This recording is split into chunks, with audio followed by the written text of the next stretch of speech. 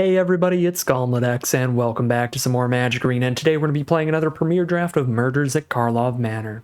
Without further ado, let's get into the draft. I think we're going to pack one and pick one this pretty fun rare, Yaris, Roar of the Old Gods, 2 a red and a green for a 4/4 that gives all of your other creatures haste, and whenever one or more face-down creatures you control deals combat damage to a player, you can draw a card, and when a face-down creature you control dies, return it to the battlefield face-down under its owner's control if it's a permanent card, then turn it face up. So when your face-down creatures die, they reanimate themselves as their flipped sides, and you're drawing cards when you hit your opponent. It's a pretty sweet, pretty fun build around here, and I'm going to start off with that. Honestly, I don't even know if it's the best pack one, pick one, because Novice Inspector is so insane for a common, and it fits into a wider variety of decks, but this seems very strong and very fun to build around, so I think I'm going to go for it here. Pack one, pick two, another Novice Inspector. Well, we're going to be sending a very clear signal to hop onto white, as that is the best common in the sets. So probably try to stay out of that. And obviously with our pack one, pick one, we're trying very hard to stick to green-red here. We could take a Nervous Gardener for excellent fixing. This is great for helping you splash in any great bomb rares you find, and this is a pretty bomb-heavy format, considering it is easy to open up 2 rares in one pack, as you can see out of this pack here. So I like the Nervous Gardener a lot, but the Culvert Ambusher I think works a little better with our rare, with Yaris, because it's just going to be a bigger, scarier threat to flip up. So it's pretty cool for that. I feel like the flexibility of the Nervous Gardener is still worth giving it the edge there. Getting us our fixing, making sure we keep hitting our land drops. That great ability to pick up your basic. Pick 3, we could stick to keeping things nice and open here with an Escape Tunnel. Now we've got just a really good mana, starting off with a Nervous Gardener and an Escape Tunnel, only 3 picks in. Alternatively, we could take one of these great removal spells to splash in, like Makeshift Binding I think would be the best one. It's probably the best removal in the format, honestly, especially at common. You get to exile whatever you need and gain 2 life. Long Goodbye is pretty good as well. It's super efficient. It's great at killing face-down disguised cards, since it is uncounterable. But I really do like the Binding being able to kill really high mana value stuff too. But I'm just gonna stay super open here. Let's go for some splashy nonsense, grab an Escape Tunnel here, do some fun splashy stuff rather than all the just white aggro 2-color stuff running around in the format. Pick 4, Vengeful Creeper. Seems pretty excellent with our Yaris, and it's also a card I'm a relatively big fan of in general. There are a few artifact creatures in the set, as well as some enchantment-based removal spells like Dramatic Accusation and the Makeshift Binding that we saw. So it does have some random good targets sometimes, and even when it doesn't, it's just a nice 5/5 to flip up, try to end the game with later. So really good with Yaris, because Yaris does trigger all of the flip-up effects, because Yaris lets the creature hit the board face down and then flip itself up when it dies, so it's making sure that it does function with flip-up effects like on Vengeful Creeper, so that's pretty fun. Pretty strong. Pick number 5, Fender at Large is another great card for this kind of deck, I think. It's just a lot of damage when you flip it up. It's kind of an insane amount. Yeah, I don't think anything else here is super worth the splash, although we could take a Hedge Mage to help splash in some blue, maybe just take every rare land that runs around the table and be super duper splashy, but I don't know if I want to take specific colors of fixing without even knowing like what kind of rares we're going to open and try to splash in. Much prefer to take Nervous Gardener and Escape Tunnel kind of cards that can grab whatever land you need, rather than specifically fixing for blue. So I'll take a Fender at Large still, I think. Pick number 6. We are red and green, so Dogwalker and Gadget Technician would both be flippable thanks to their hybrid mana costs. I think Dogwalker's a little bit better, just giving you a little bit wider of a board state, so that'd be fine. We could also take Fanatical Strength. Combat trick like this to make your 2/2s beat their 2/2s and also trample over is pretty good. And these are really just good for the go wide kind of aggro decks that are trying to buff the whole board. That's where they're super, super good. I think this could be a great spot for Fanatical Strength. Green, red, disguise aggro. Pick 7, more incredible fixing with the Topiary Panther here. This one's really fun for working with the collect evidence mechanic, putting 6 mana value in your graveyard off 1 card. So your cards like Hedge Whisperer are fueled after you've done that. Our deck is going to be really good at collecting evidence, so maybe the Hedge Whisperer itself is good here over the Panther. But I'm just going to keep taking a bunch of fixing.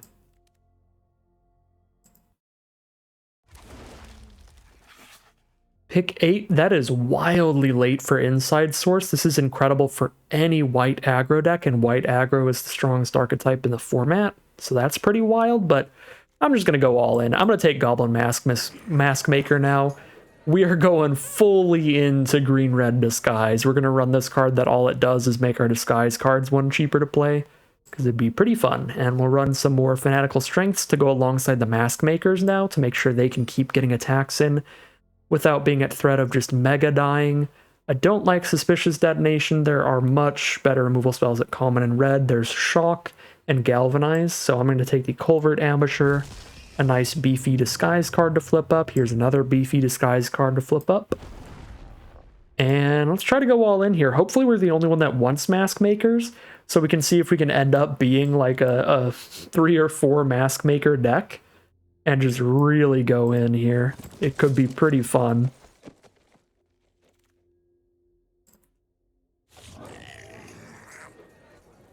Alright, well I know what I'm splashing now. Pack 2, pick 1. We've got a Cryptic Coat, one of the best rares in the format. Really absurd card that is incredibly frustrating to play against. It is a 3 mana 3/2 with Ward 2 that can't be blocked. And even if you kill it, your opponent can just return the coat itself, the equipment, to their hands to replay it and get another 3 mana 3/2 Ward 2 that can't be blocked. And they can just keep doing that all game long. Really absurd card, and definitely the pick here. We're going to play 1 island, an Escape Tunnel, a Topiary Panther, a Nervous Gardener, and have a very easy time splashing in this Cryptic Coat. Although it would have been even easier had we taken the green-blue rare land, I suppose. So there's that. Pack 2, pick number 2. Gleaming Geardrake's a great value play to potentially splash in, but there's also a pretty solid value play on color with the Fugitive Codebreaker. If we have a really good aggressive hand, just dropping this down as a 2/1 Prowess Haste is going to be super reasonable, but it also works well with our Disguise deck plan of just flipping up big stuff late, because we can flip this up late to discard our hand and draw a new one. So Codebreaker seems awesome for this deck. I'd like the Escape Tunnel as well, since we do have that Cryptic Coat, but Codebreaker just looks perfect for red-green Disguise aggro. Pack 2, pick 3. Speaking of cards that are perfect for red-green Disguise aggro, Tin Street Gossip now. 4 mana 4/4 Vigilance that also taps for 2 mana that can be spent to cast our face-down spells or to turn our cards face up. It's going to be some great mana for that. The thing that's super cool about this is you can attack with this along with all your face downs and then still use its mana to flip up one of those face downs during that attack. So you don't even have to stop being aggressive when you're using this for mana. So it seems really perfect for this deck. There's also Karlov Watchdog, which is a completely busted card for the white aggro decks in the format, but I'm going to go for the Gossip here. We are low on removal, so Bite Down on Crime is a thing, but I don't think I can pass up on the Gossip. It genuinely looks perfect. Pick number 4. Not a big fan of Airtight Alibi, Knife, Chalk Outline, or Innocent Bystander here. So maybe we do a little splashing with the Evidence Examiner. Public Thoroughfare is definitely the worst. Not the worst, but it's definitely worse than Escape Tunnel for a mana fixing land, because it is really slow, especially if you don't have artifacts on your board to tap. You have to play this and tap another one of your lands when you play it. I don't think we're going to end up running that. I mean, Novice Inspector is by far the best card here, but not really in white. Just take the Bystander, I guess. All right, here I can go ahead and just take a Bite Down on Crime pretty easily. Now we get our first removal spell. Pick number 6. Do like the Clan Crusher here. Big Disguiser to flip up. Could also take another Topiary Panther. It's another blue source for the deck. It's pretty helpful. Strider is also another blue source, but less good for sure. Just a 2-mana 1/3 when we're not using it for fixing. This is a 6/5 trample when we're not using it for fixing. Yeah, Cryptic Code is strong enough. I'm going to really make sure that our mana is excellent for it, and I'm going to grab another Topiary Panther. Pick 7. The Eavesdropper is a great value common, a 3/3 that gives us a clue to sack and draw a card, but Greenbelt Radical is really good. Counter on the whole board, give them all trample. Sentry would also be a fun splash with so many face down permanents here. But I'm going to go for the card that's kind of just better by itself. Doesn't need anything else to be great. The Greenbelt Radical. Pick 8. Well, now we can take a shock. Very happy to take shock for cheap removal. Yep, grabbing that over mainly Panther, but Offender at large would be fine too. Pick 9, another Greenbelt Radical. Let's go. Big finishers galore in this deck. Pick 10. I already have 2 Fanatical Strengths. I don't think I need a third, so I'll take a Person of Interest. I think that's fine, even if we aren't the go-wide aggro deck. Just a 2/2 Menace and a 2/2 is good for, like, any aggressive deck, regardless of whether or not it has cards that buff the entire board. And that was a nice late bite down on Crime to make sure we've got more removal. Here's a combat trick with Airtight Alibi. And our deck's ready. We've got an entire third pack just to make it better, and we get one of the best uncommons in the format, a Killer Among Us. 5 mana for a 4/4 and 2 1/1s. That's just a great deal in general, and it's got some nice little flexible play to it where sometimes you get to attack with all 3 and your opponent doesn't know which one's going to become the 4/4, so you can sometimes force them into bad blocks. Cool card, fun card, but worst case scenario, it's 5 mana to play 1 attacking 4/4 and 2 1/1s on the defensive, which is pretty good. So we'll take the Killer Among Us. I don't know where the Mask Makers are. I hope we open up more Mask Makers. I don't imagine anybody's taking them. I think they're probably just not getting opened right now, which is a little sad. But that card looks so perfect for this deck. Pack 3, pick 2, splash in a Satchel. Actually don't have like any other clue production, so I'm not excited about that. Sample Collector looks good for this deck. I mean, we're going to be super clumped up at 3 mana, like no matter what, but when we're playing so many disguise cards, we're trading off like high mana value cards early in the game to have a lot of evidence in our graveyard. So this should consistently trigger, and we're an aggressive enough deck to just keep attacking with this thing to also consistently trigger it. So I'll take the Sample Collector and wheel one of the random disguise cards. That seems like the right choice here, because the Sample Collector is just less replaceable. All right, we have 2 Panthers, 1 Escape Tunnel, 1 Gardener. We only have a single blue card and it requires 1 blue source. I don't think I need to take this Nervous Gardener badly enough to take it over more really cheap removal like this Galvanize, so I'm going to take this Galvanize. I guess in the right hand, it's possible we just curve out with this as a 2 mana 2/2 because our hands are going to be clumped up with 3 mana 2/2s. So I'll put it here on the curve, maybe. Pick number 4. Clan Basher would be fine. Bite Down on Crime would be fine. I do have Shock, Galvanize, and double Bite Down already, plus double Strength for combat tricks. Awaken the Pollen could be fun here. I mean, 8 evidence is a lot, but we get to play this as another Escape Tunnel, basically. If we run enough forests in our deck, this is basically a Terramorphic Expanse or an Evolving Wild. It's a tap land. And it's whatever land we need it to be. And then if we do top deck at late game, it helps get us out of any mana flood by, instead of just being a Terramorphic Expanse, now we search for the best creature in our deck instead. So that seems decent here for this kind of deck. Take a Shock now over nothing. That's just the card. Pick 6, a Goblin Mask Maker. I do have to take it over an Escape Tunnel, but now we have Escape Tunnel and Analyze and Double Panther and Gardener. This blue splash should be perfectly reasonable right now. So I'm going to take the Mask Maker.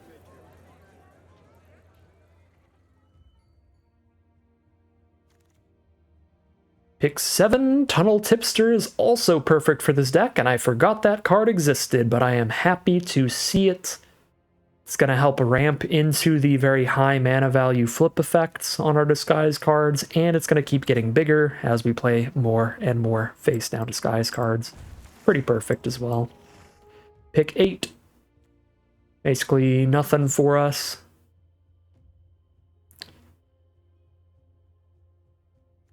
Yeah, these cards are all overcosted or understated or both. Pick number 9.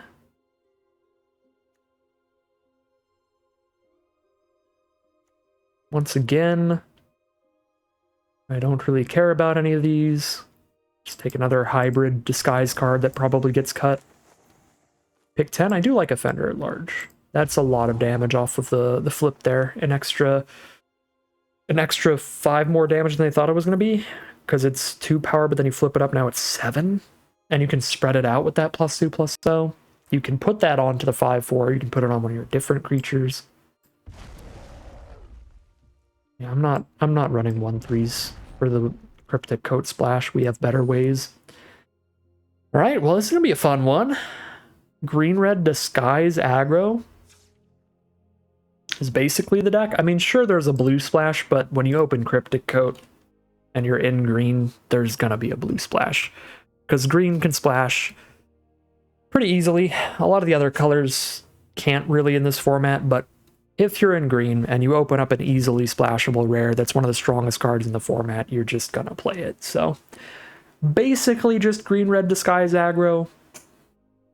That's what the deck idea is. That's what all the synergy's built around, but we also do have a splash in here that's kind of mandatory.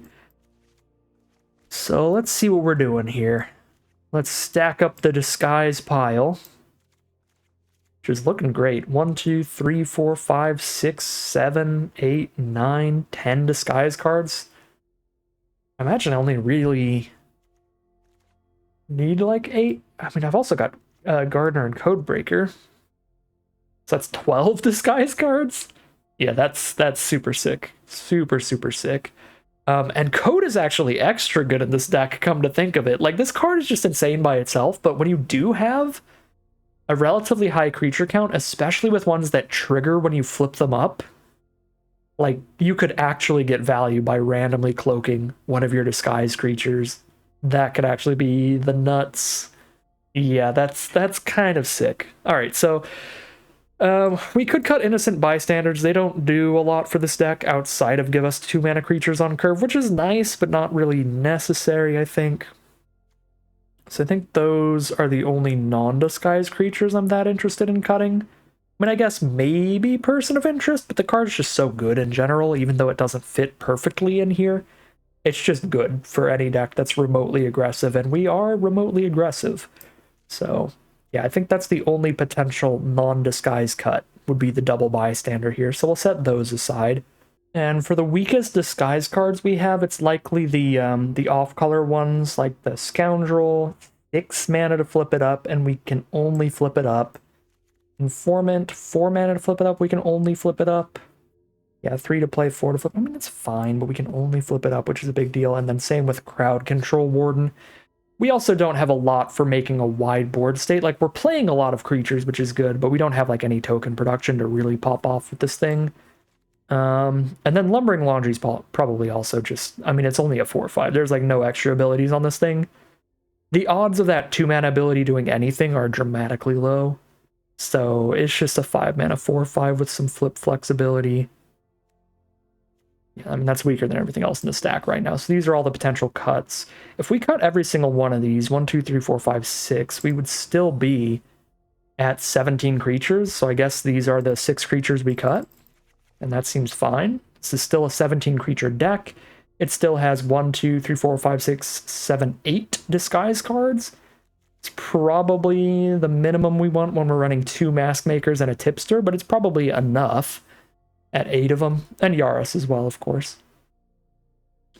Yeah, I imagine that's enough. And Cryptic Coat also works with the Tipster and the Yaris. It doesn't work with the Mask Maker, but it does work with these two, which is nice. All right, so those are the creatures we're cutting, and then we're cutting 5 non-creatures now. Probably the most expensive cards. Oh, actually, we might want to cut one more creature. We actually have 18 right now, basically, because we have a Killer Among Us as well. Actually, come to think of it, like, we have the Cryptic Coat too, so it's like 19 creatures here. Yeah, that is a super high count.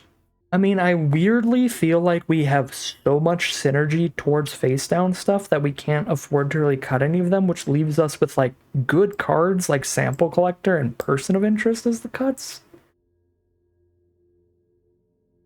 Because Cryptic Code is such a banger, we want to make that as consistent as possible, so we want Double Panther, we want Nervous Gardener no matter what. Plus Nervous Gardener is part of the Disguise stack, which I don't think we're cutting anything in the Disguise stack. So the options are great Disguise synergy pieces, fixing, or these cards that are just individually very good, but they don't specifically care about Disguise, especially Person of Interest. Sample Collector, at the very least, does have the synergy of us just having a lot of evidence in our graveyard with these Disguise cards, and just being aggressive in general. But yeah, I mean, I guess, out of everything here, these are the least synergistic cards, except for Killer Among Us. I guess that is a potential cut too, but I think that's a little too good.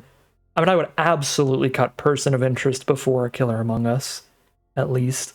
But Cryptic Code is a Mega Bomb and an incredible synergy piece. So that's a 0% chance. Yeah, let's cut Person of Interest for sure.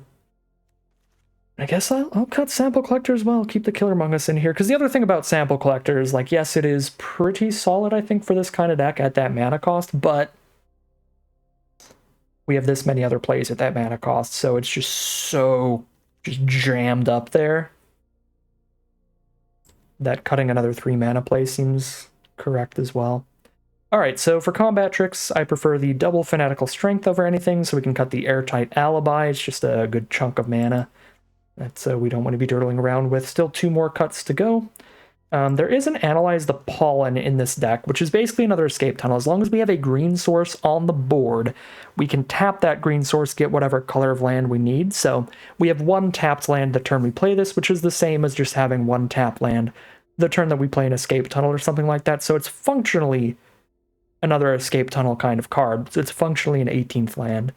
And we do have a Tipster, and we have a Gardener to pull out another land. We have 2 Panthers as well. So I think one of the cuts can absolutely be a land. So cut the second island here. Definitely not cutting any green sources, because in order for this to function like a land, we need to consistently have our first land of the game be a green source, so we can always use this. So I might even go 8-6-1 here, probably. Because green gives us the Topiary Panthers and the Analyze the Pollen and the Nervous Gardener, so green very easily finds us any of our other colors. So we'll go 16 lands plus Analyze plus Double Panther. And we cut 1 more card here. I think I just like cutting our most expensive interaction here. We have Double Shock and Galvanize already. I don't think we need 2 Bite Down on Crimes as well. And I do like the Fanatical Strength in a green-red deck like this that's just shoving a bunch of 2/2s on the ground. Like, we're just playing a bunch of just stat line style creatures where it's like, this is a 2/2, and then we flip it up and it's like, now here's a 5/5 sitting here, you know? Like, so breaking through with Trample and winning combats feels pretty profitable for that low of a mana cost. That feels better than like 4 mana removal like Bite Down on Crime. Yeah, we can collect evidence with this. It's pretty good with the Topiary Panthers. But it would still be our 4th, 5th removal on top of Shocks and a Galvanize. So I think I am going to cut one of these over anything else. Maybe cut 1 Fanatical Strength is fine, because we do have the Double Panther for 6 evidence immediately, which is a fun little synergy there. But yeah, I mean, it's sorcery speed. If they have instant speed removal, they can completely counter it by killing whatever we're using it on. I'm just going to play the one Bite Down on Crime, and I'm going to call it a deck here. All right, here's a look at our final deck list for today. We're on a red-green Disguise aggro deck. This one looks pretty fun. We've got a lot of synergy going towards it with cards like Goblin Mask Maker and Tunnel Tipster to get all our Disguise cards onto the board nice and early. The Tipster, of course, getting bigger as we're playing face-down cards. The Mask Maker just making it easier to dump our hand out. Then, once we've played all of these 3-mana Disguise threats, we keep beating down with those alongside some combat tricks and removal to help get them in. And then we can play some cards like Yaris that draws us cards whenever we deal damage to our opponent with our face-down cards. And Yaris is going to reanimate any of our face-down cards when they die. They will come back to the battlefield and then flip themselves up, which is super, super wild. Of course, 10th Street Gossip as well works pretty similarly to the Tipster and the Mask Maker, just at a higher slot on the mana curve. It beats down while helping flip up all of our disguise cards. And I think that's about it for the creatures. There's definitely a bit of fixing here with 2 Topiary Panthers and a Nervous Gardener to mention, which is important for the Cryptic Coat that we are splashing in, one of the strongest rares in the format. Completely unblockable 3-mana 3/2 that can keep bouncing back to our hand to recast as another 3-mana 3/2 unblockable. So it's very resilient to removal because the threat itself is the artifact equipment that's making that cloaked 3/2 unblockable creature. So it's really, really hard to deal with this thing and super frustrating. So hopefully that'll play well for us. But that is the deck we've got today. Looks like a super fun one, super interesting one. I am very pumped to see how this does as we head into the gameplay. Here we are on the play for game number 1. Awkward hand mana-wise. We need a green source pretty bad, but we also need the blue for Cryptic Coat. I mean, I imagine with this hand we keep and we just grab the blue source immediately and we just try to go for Cryptic Coat insanity.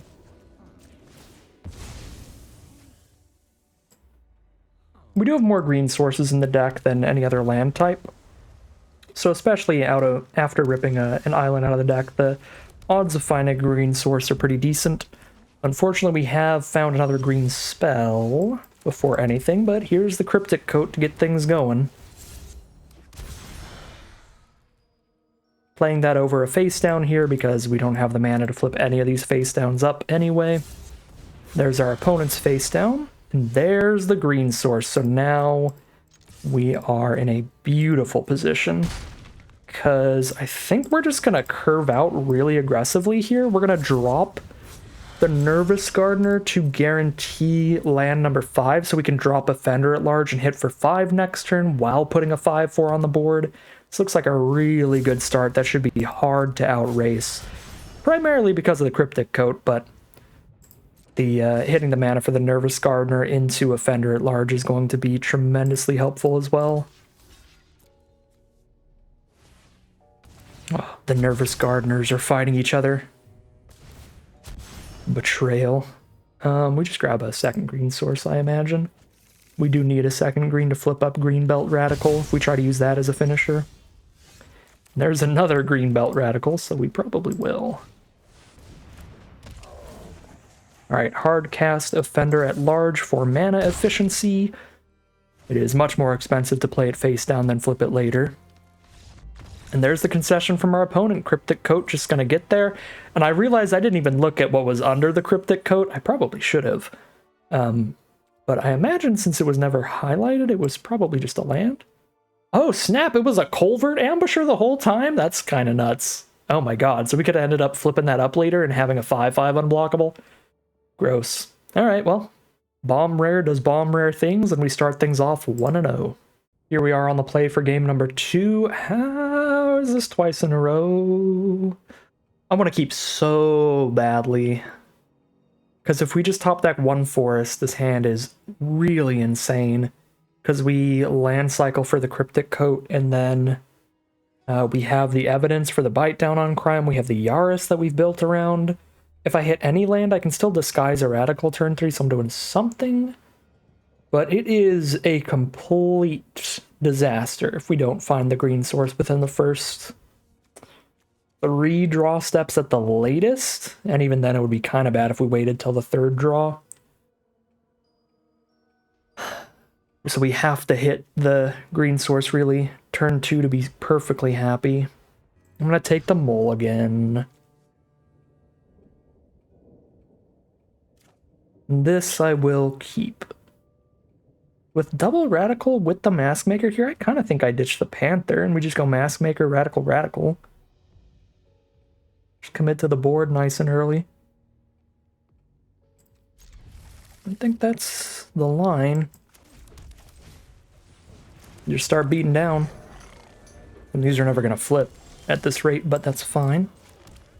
Alright, I guess we can play an Offender at Large instead of a Radical here, since that may actually flip soonish.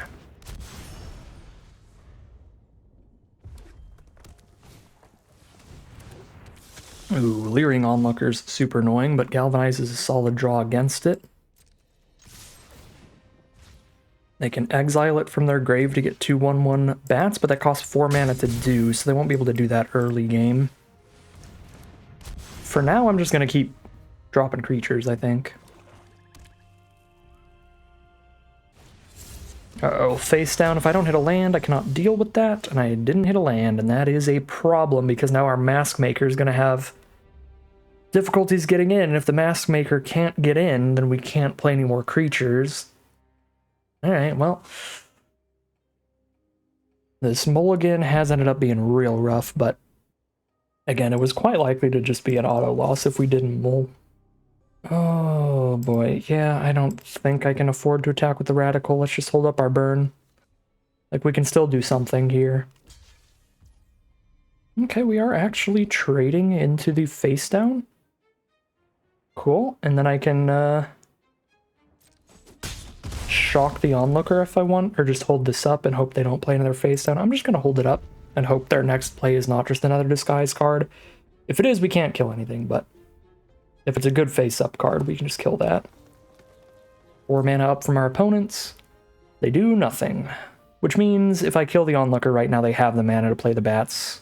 But they'll be tapped, at least. Yeah, just get out of the way. I can get my damage in and be mana efficient here. Mana efficiency being super important when we're stuck on mana like this.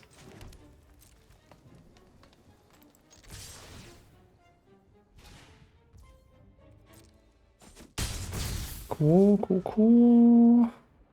Drop another offender, hold up a shock. And we're still 2 mana away from flipping up any offenders. They didn't? Whoa, they didn't exile the onlooker? That is instant speed.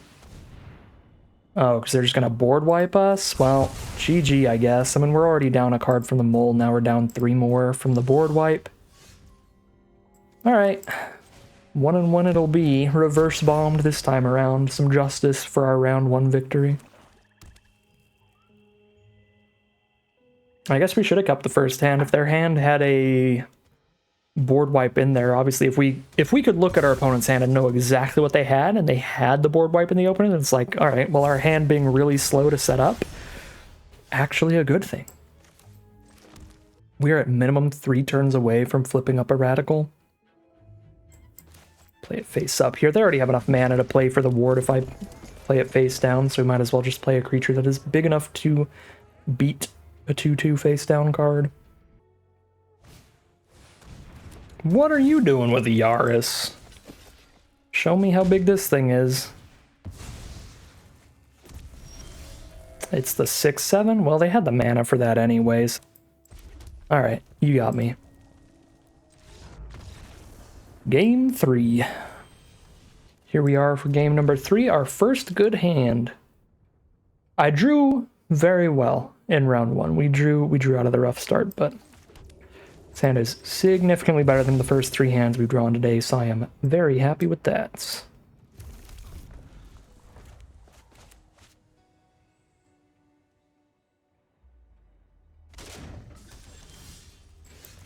Actually, Yaris into a hasty 10 Street Gossip is kind of sweet.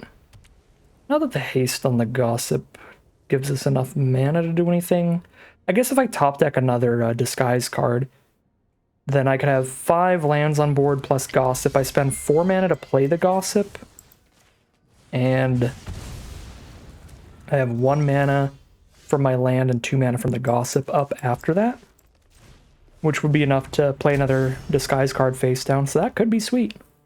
Yaris into Gossip into top deck another disguise card? We'll see. Killing this Guardian immediately, because it stacks up so much extra damage out of nowhere. It is not okay in the slightest. Alright, we drop a Yaris. We send in, and if they trade, then we have a 5/4 on board. And if they don't trade, then we draw a card. Alright, solid stuff from Yaris already. And there's just a concession from our opponent. A 4-4 and a 5-4, just very big for the white decks, and they were stuck on their second color of mana. So 2-1 now. The exact reverse of what happened to us last game, but last game, I don't think we really got Yaris comboed that badly, because again, they had the 6 mana to just flip up the 6-7, and we were already dying to the card by itself. Last game was just mole into board wipe, down too many cards. Anyways, we are 2-1 heading into game 4. Alright, perfect mana here. Not starting till turn 3, but I think a decent amount of our hands will not start till turn 3. I don't think we have any cards in the deck that need 2 red sources, so we grab the island in case we draw into the Cryptic Coat.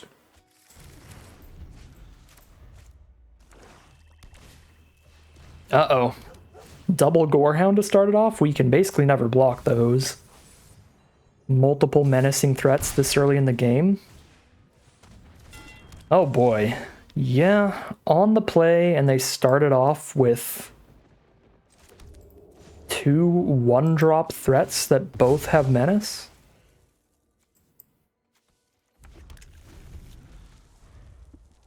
And an equipment to slap onto them and get even more damage in. Yeah, this could be on the draw into Crushed here. Alright, luckily they don't have the mana for the Phantom plus equipping the pipe. But this is already really bad.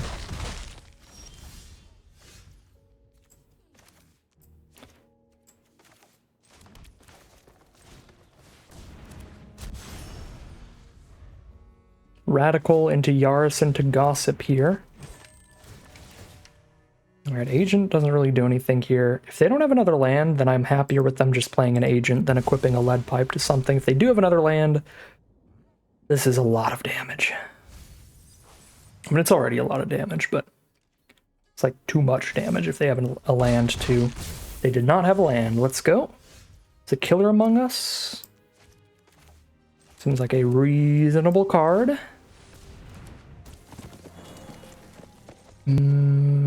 Can't really attack here. I mean, how much does this really help me block? It blocks 1 damage if they play a creature, that's it. I mean, I guess if they put a Lead Pipe onto their non-flyers, then it could matter. But then I have to double block. They just put a Lead Pipe on a Menace card. Oh my god, okay.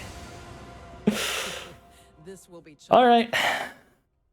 Black-white hyper aggro on the play that tops off with Kaya is another way to lose a game. Killer Among Us could still stabilize us, potentially. I think I have to take this, so I force them to chump to protect Kaya here. Rather than 1-for-1 trade. And now they don't even protect Kaya, because of Fanatical Strength. Although if I cast Fanatical Strength to kill Kaya, I don't get to play 3 blockers off of Killer Among Us, which is really ideal against multiple Menace cards, getting the 3 blockers, especially with the Pipe to make one a 3-1 Menace. It is a rock and a hard place here. But we kill a Gorehound for sure. And I guess if I Fanatical Strength here, they have 5 damage getting dealt to me. What is the plus abilities here? Get a 1-1 flyer? That can't stay. That just can't stay.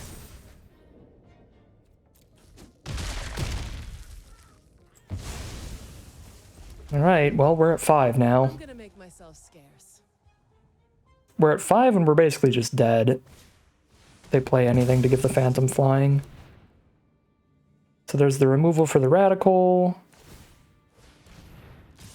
Equip the Gorehound over the Phantom, so they don't have anything to get flying yet, if that is the play they want to make. Here's the widest board state we can make to block Menace. It was the Merfolk all along.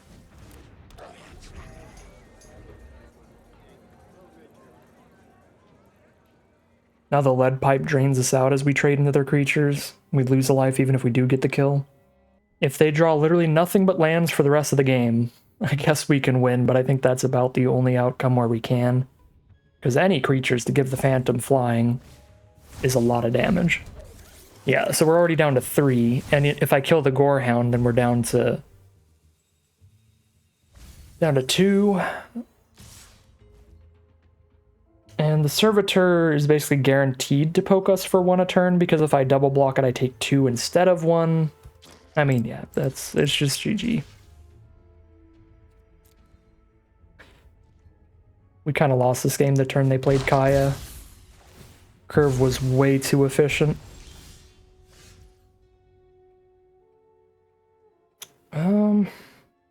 Yeah, they can put a lead pipe onto the Servitor, and I either take 3 from it hitting me, or I take 2 from blocking it. There is no line that lives. All right, game 5 it is. 2 and 2. We are really bad at drawing our 9 green sources today. It is sad. I think I might have to mulligan this, because sure, we have fixing in hand, but it's fixing that requires the green mana to be used. So if I don't hit the green mana, this is an instant scoop to anything aggressive. Even if I do hit the green mana, we're not actually playing our own creature till turn 4. At least we can galvanize their first threat, but... yeah, I mean, there's 1 disguise card. So we galvanize their first threat, we drop a 3 mana 2/2. We're just not playing the aggro here. We can play the long game. It's not good, but I think it's on the borderline enough that we can just keep here. Any land gets us to galvanize their scariest first threat and drop a 2/2 creeper. And we did hit a land, so we can do the galvanize into creeper curve. And green source gets us all the way there, and that is the green source. Now we've got the 4 mana to play the Gossip, which will get us to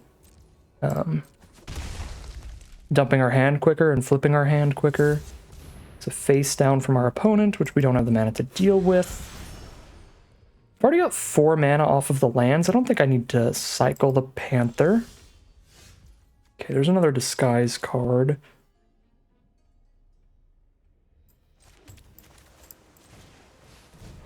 This one I can just play face up, so I think I'm going to hold on to it. I guess maybe it was worth it to land cycle the Panther, primarily to get more mana value in the grave for Bite Down on Crime. Imagine I have to buy time here.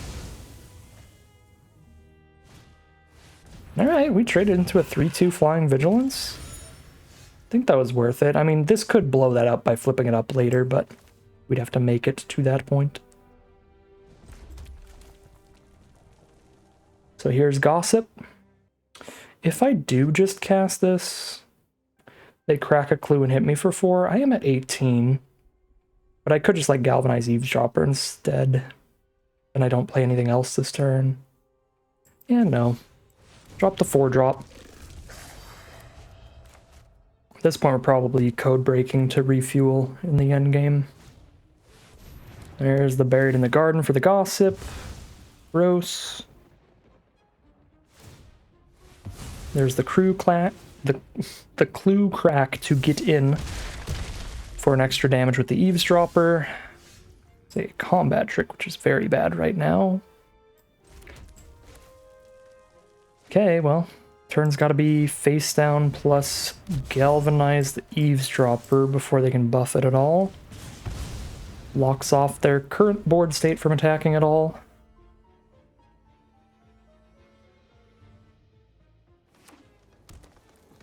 How much is this to flip right now? 1 for each instant sorcery and grave. Oh, we're just gonna get bombed for the 3rd game in a row. For the 3rd loss in a row. Okay, so this is 1 less. This is 5 mana to flip instead of 6. I don't even know what this card is, but I know that everybody says it's an unbeatable bomb, so... let's see. 5 mana, 3/2, lifelink. When it enters the battlefield, get a 5/5 trampler. When it attacks, it forces a block on the wolf. Yeah, that's pretty unbeatable. It's 5 mana for 8 power and 7 toughness spread amongst 2 creatures, and it forces bad blocks. Okay, what do I do about that? mean, absolutely nothing, right? I can do +2/+0 and shoot something for 4, so I can shoot Tolsimir, but I can't shoot the wolf. And even if I shoot half of this, they still got great value for only 5 mana. But if I do manage to clear those out, somewhat stable. Yeah, I guess I just don't have a way to get enough power on board, because I don't have double green to strength plus bite down. So I can really only kill the Tolsimir, and I have to just get hit by Voha. So I guess that's where we're at. Yeah. I mean, I could flip this up, but I don't have a way to flip this up and get the prowess trigger cast bite down on crime. I wouldn't have enough mana to flip this up and then do this to get the prowess trigger to have the 5 power to kill Voha. Alright, luckily I can just do this post-combat now. I'm trying to not collect evidence, game. There.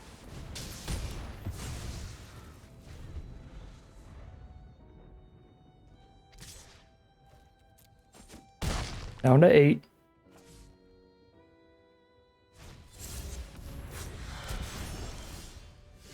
Well, that's big enough to trade into that wolf. Also fanatical strength to trade into that wolf. If I play this face up, they know exactly what's going on here. They have their own face down that could just crush me. And I'll try to do fanatical strength things so they can't just like play another Buried in the Garden and get in.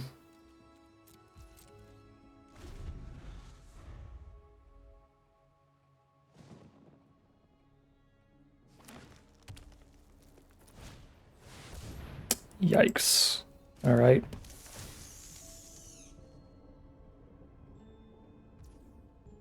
Yeah, that'll do it. Seems good. And completely crush us even if we did just play a face-up 5/4. So I wouldn't have the mana to have the strength up here, and I'd lose my whole board to kill this. I guess I can still lose my whole board to kill that.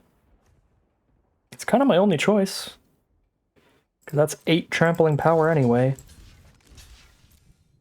Does not matter where I put this, I lose everything but the Mask Maker, no matter what. Put it in the middle.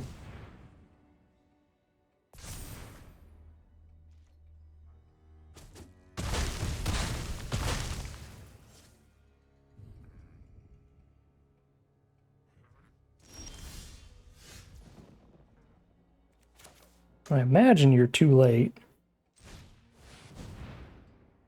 But you are the biggest creature on this board if their face down isn't good, so if the face down isn't good, we might finally be close to stable. Well, I top decked another creature. Looks like the face down might not be enough though. Here's the second green for Topiary Panther.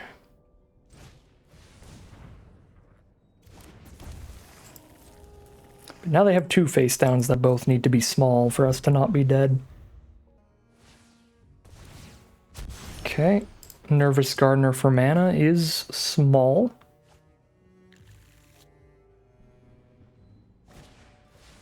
And a Case File Auditor. Pull an enchantment out of the top 4, put it into their hand. Very good value, especially with Makeshift Binding in this set. And a Killer Among Us. Okay, that's also very gross. Yeah, now I have to somehow top deck 15 creatures to live.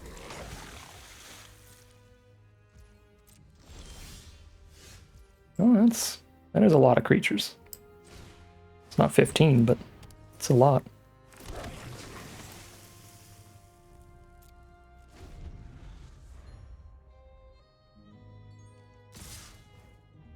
Yeah, I mean, this is probably just dead on board in the first place.